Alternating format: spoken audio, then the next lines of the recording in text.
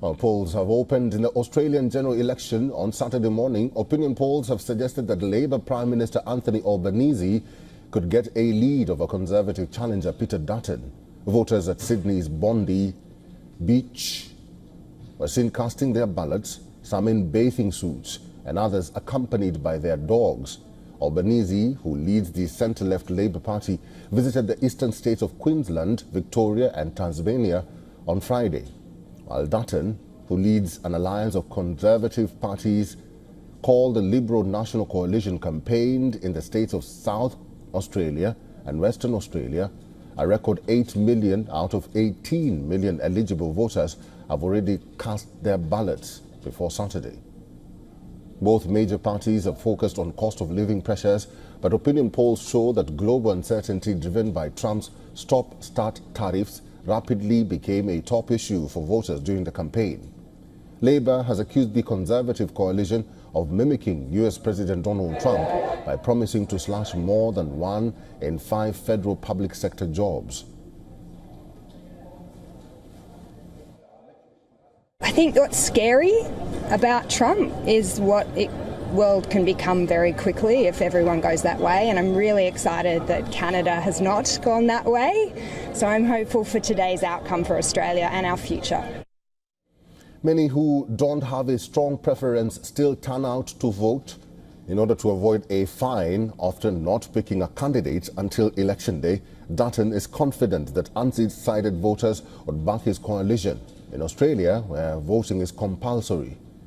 Both campaigns have focused on Australia's changing demographics by promising policies that will change, including helping the first home buyers buy into a property market that is too expensive for many. Another point of difference is energy. The opposition has promised to build 7 government-funded nuclear power plants across Australia that would begin generating electricity from 2035.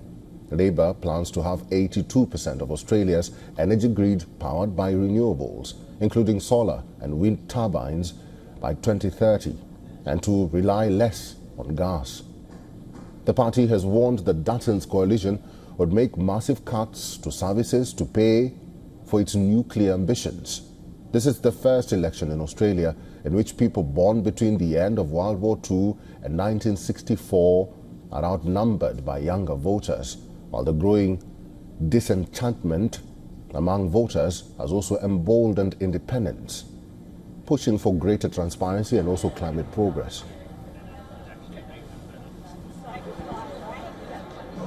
Let's now talk to our correspondent Dasuni Athoda, who's now joining us live from Melbourne. Dasuni, good to see you. This is a very important day for Australia. Probably you can begin by telling us, how is the voting process so far?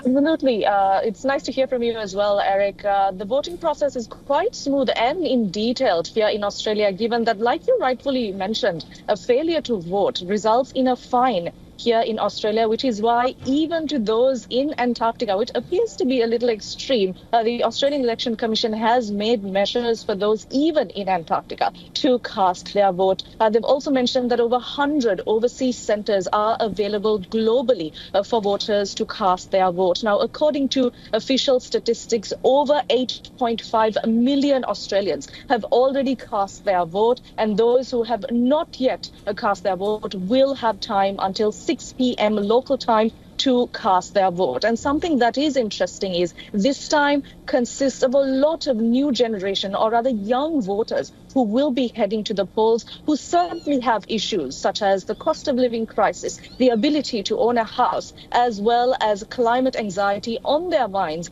heading to the polls to decide the future of Australia. Dasuni Athoda, now that you've mentioned the young voters, who are they vouching for between Anthony Albanese and Peter Dutton?